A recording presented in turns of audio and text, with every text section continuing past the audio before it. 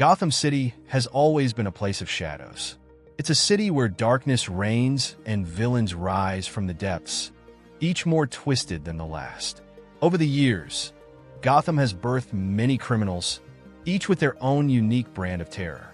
The Joker brings chaos and insanity, Bane brings raw power and domination, and the Riddler teases with deadly puzzles.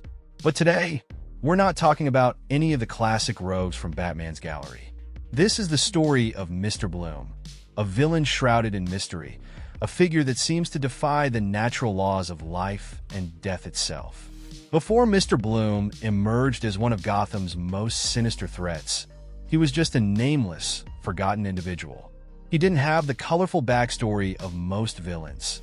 There's no tragic accident, no lifelong obsession with justice or revenge. His transformation came about through a series of dangerous and unethical experiments. These experiments were designed to push the boundaries of human evolution, creating new superhumans through a device known as a seed. And this is where Mr. Bloom's origin gets truly disturbing. Buried deep within Gotham's dark corners, in a place called Blossom Row, an underground metahuman experiment was conducted by a man named Daryl Gutierrez. It was a secret operation, working to empower ordinary citizens by implanting seeds inside them, devices that would grant them extraordinary abilities. But this power was a double-edged sword. While the seed could grant its host superhuman strength, agility, or control over elements, it would also consume them from the inside, slowly draining their life force. Out of all the test subjects, only one survived the process: the man who would become Mr. Bloom. No one knows his real name. His past is a blank slate, wiped away by the experiment that gave him new life, if you can call it that. What emerged from the lab was not just a man with powers, but a twisted, nightmarish figure who saw himself as something more, something beyond human. Bloom killed Gutierrez, destroyed the lab, and disappeared into Gotham's underworld, his motives unknown and his powers growing. But Mr. Bloom's story didn't end there. After the chaotic events that followed Joker's endgame, Gotham was left in ruins, vulnerable and broken. That's when Bloom resurfaced, and this time, he wasn't alone. He began handing out his deadly seeds to a select few, turning ordinary criminals into metahuman powerhouses. Some of his chosen followers, like Gigi Hyun and Precious, became twisted versions of themselves, transformed into monsters in Bloom's image. Each time they activated their seed, they grew stronger, more powerful, yes, but also closer to death.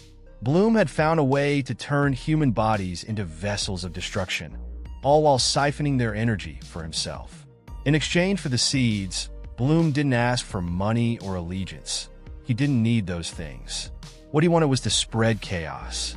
He wanted to see Gotham streets filled with people who had the power to change their lives, but were too corrupted by the seeds to realize they were signing their own death warrants. Each seed Bloom implanted into his followers connected back to him, feeding him more power as they used theirs.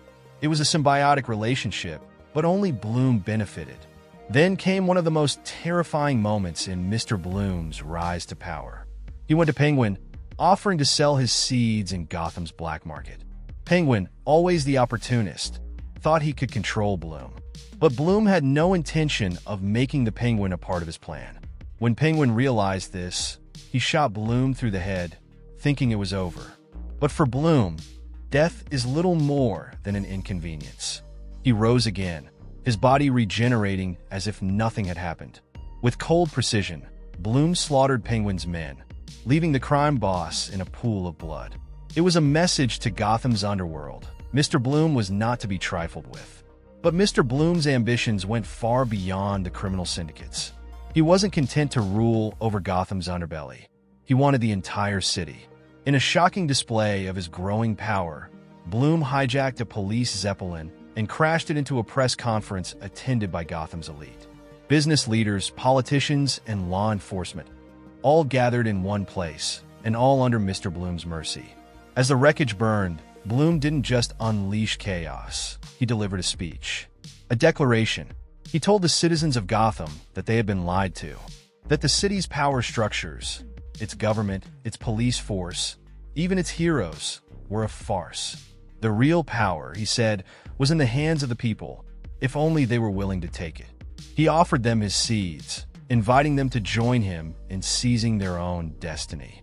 But what he didn't tell them was that by accepting his gift, they were signing away their lives. Each person who used a seed would fuel Mr. Bloom's power. They would become his puppets, their lives slowly burning out as he grew stronger. And that's exactly what happened. Ordinary citizens, desperate for power, began to use Bloom's seeds. They transformed into metahuman beings, wreaking havoc across the city. But with each activation, Mr. Bloom himself became more powerful, his body growing taller, his strength increasing exponentially. He became a towering figure of fear, looming over Gotham like a dark god, feeding off the city's misery. Batman, of course, couldn't stand by and watch this unfold. He tracked down Mr. Bloom to a warehouse in Gotham's Narrows, where a final showdown took place. But Bloom wasn't easy to capture. His powers allowed him to manipulate electricity, grow to enormous sizes, and even survive seemingly mortal wounds. Batman's gadgets and physical prowess could only do so much against a villain who could bend the laws of nature to his will. In the end, Batman managed to subdue Bloom temporarily, using a signal blocker designed by Julia Pennyworth. The GCPD transported Bloom through the city in a bat truck, intending to parade his capture as a victory for Gotham. But Mr. Bloom wasn't finished. Before they could unmask him, the bat truck was attacked by a group of metahumans dressed like Bloom himself. It was a coordinated assault, allowing the villain to escape once more, and this time, he took Batman with him. Bloom grew to an enormous size, nearly 2 stories tall, and addressed the people of Gotham directly. He told them that they had the power to change their future, to rise up and take control of their lives. His seeds were scattered throughout the city, and all they had to do was reach out and take them. But Gotham's citizens didn't realize that every time they activated one of those seeds, they were giving a piece of themselves to Mr. Bloom. So who is Mr. Bloom? He's more than just a villain. He's the embodiment of Gotham's desperation. He's a man who came from nothing, but instead of seeking redemption or justice, he sought control. His powers allow him to twist and manipulate not just his own body, but the very people of Gotham, turning them into instruments of his will. Every time he grows stronger, it's because someone else has sacrificed their life for him, willingly or not. Mr. Bloom represents the darker side of Gotham's psyche. He's not a villain who seeks to control through fear alone. He offers hope, power, the chance to rise above, but at a deadly cost. In his hands, Gotham's future is not its own. It's his. And that's the video, folks. I hope you enjoyed it. Be sure to watch more videos that will appear on the screen right now. See you later.